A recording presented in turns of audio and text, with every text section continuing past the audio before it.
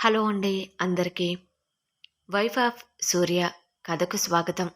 ఈ కథను పూర్తిగా వినిన తర్వాత మీకు నచ్చినట్లయితే తప్పకుండా లైక్ చేయండి. అదేవిధంగా సబ్స్క్రైబ్ చేసుకుని మన ఛానల్ని ఎంకరేజ్ చేయవలసిందిగా మనస్ఫూర్తిగా కోరుకుంటున్నానండి.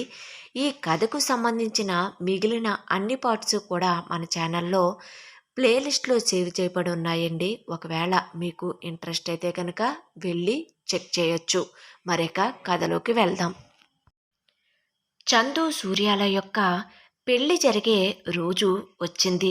ఆ కళ్యాణ మండపం ముస్తాబయ్యి నూతన వధూవరుల రాక కోసం ఎదురు చూస్తూ ఉంది.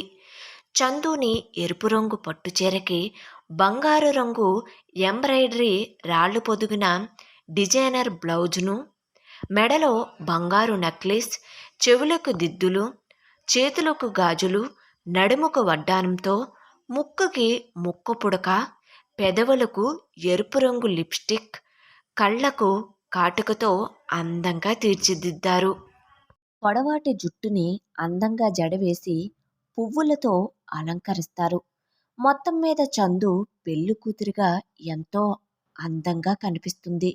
కానీ చందు కళ్ళల్లో మాత్రం బాధ, భయం కనిపిస్తాయి. తప్పక ముఖంపై కృత్రిమమైన చిరునవ్వును తీసుకువస్తుంది. ఇక పెళ్ళికొడుకు సూర్య బంగారు రంగు షేర్వాణి ధరిస్తాడు. షేర్వాణికి సరిపోయే ప్యాంట్, తలపై తలపాగాను కూడా ధరిస్తాడు. మెడలో బంగారు గొలుసు మరియు చేతికి ఉంగరాలు, వాచ్ పెట్టుకుంటాడు. చూడటానికి ఎంతో ఆకర్షణీయంగా కనిపిస్తాడు. అతడి ముఖంలో గర్వం మరియు ఆధిపత్యం కూడా స్పష్టంగా కనిపిస్తాయి. ఏవండి, చూడండి, మన చందు ఎంత అందంగా ఉందో. సూర్య నీకు సరైన జోడి. నువ్వు సంతోషంగా ఉంటావు. నాదిష్టే తగిలేలా ఉంది అని చేతి వేళ్ల మెటికలు విరుస్తుంది చందు తల్లి. నువ్వు మా ఇంటి మహాలక్ష్మివి తల్లి అంటాడు చందు తండ్రి. సూర్య, చందులు తమ బంధువులతో కలిసి పెళ్లి మండపాన్ని చేరుకున్నారు. సూర్య చందు మెడలో తాళి కట్టడానికి సిద్ధమవుతున్నాడు.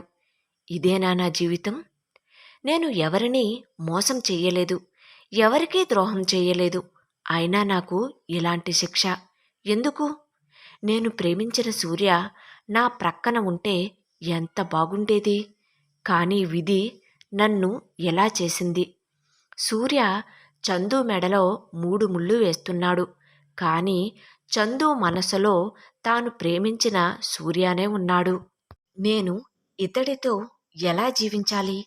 నా జీవితం ఇలా చీకటిగా మారుతుందని ఊహించలేదు అని బాధపడుతుంది.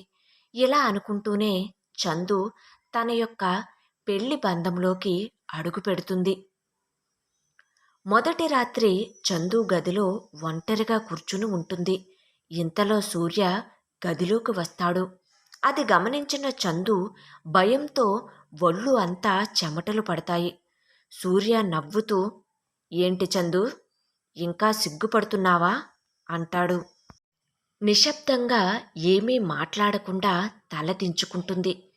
సూర్య చందుకి మరింత దగ్గరగా వస్తూ, నువ్వు చాలా అందంగా ఉన్నావు చందు, నువ్వంటే నాకు చాలా ఇష్టం అని ఆమె చెవి దగ్గర గుసగుసగా అంటాడు.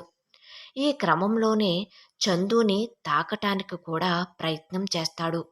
చందు వెనక్కి జరుగుతుంది.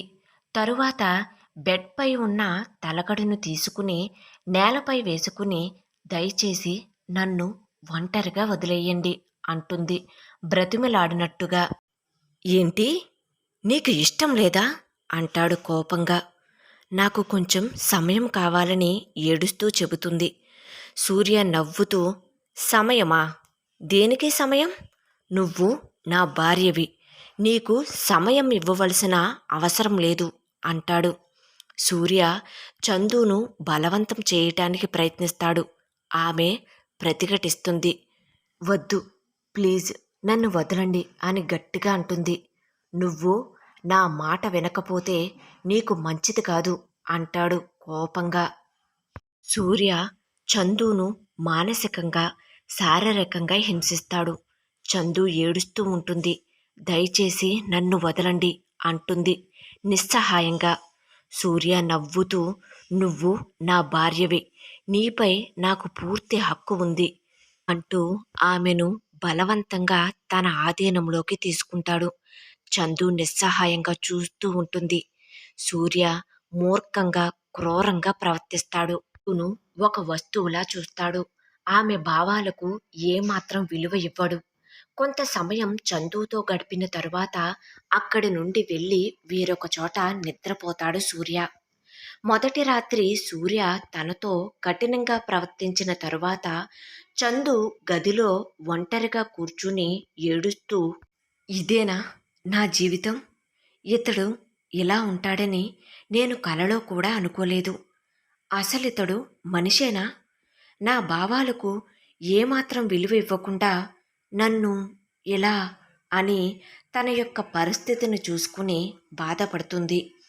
వైఫ్ ఆఫ్ సూర్య కథ కొనసాగుతుంది.